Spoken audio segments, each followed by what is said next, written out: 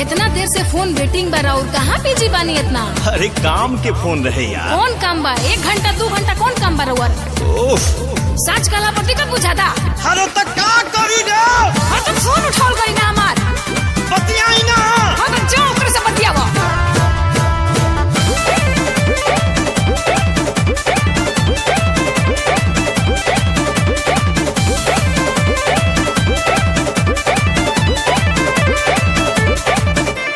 Busy कहाँ तेरी तक राही, सच्चे सच्चे हमारा से कही। बिजी कहाँ तेरी तक राही, सच्चे सच्चे हमारा से कही।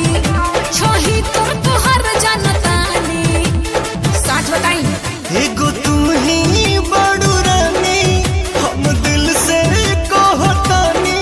बात फहमी बात है कि दूगो रखले बनी।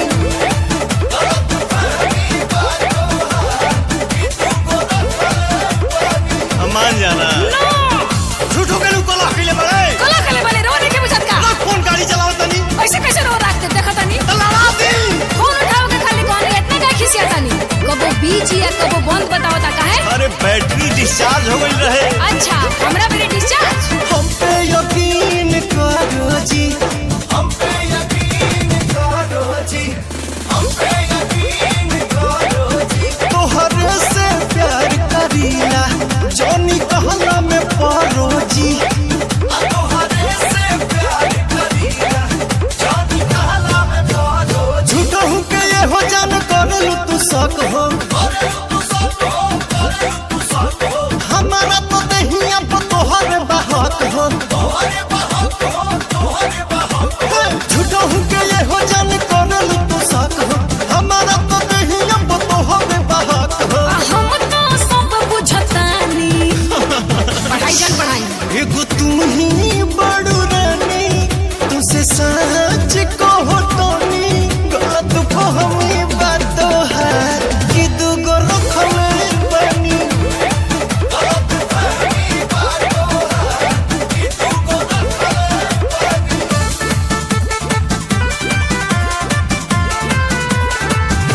कबो कबो आउट ऑफ कवरेज भी बताओ ता।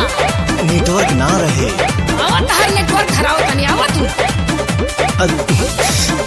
चलो फोन रखो। रख के दिखावा तनी। अच्छा तोहरा के कैसे विश्वास दिलाई?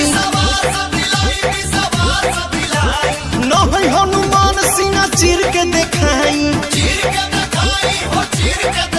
अरे तोहरा के कैसे विश्वास दिलाई? न है हनुमान सीना चीर के देखाई। पवन जी बनाई ना कहानी। प्रकाश को देखिए। एगो तू ही बड़ू रानी। अच्छा। अब दिल से कहतानी। बात फहमी बात है कि दूगो रखले बनी।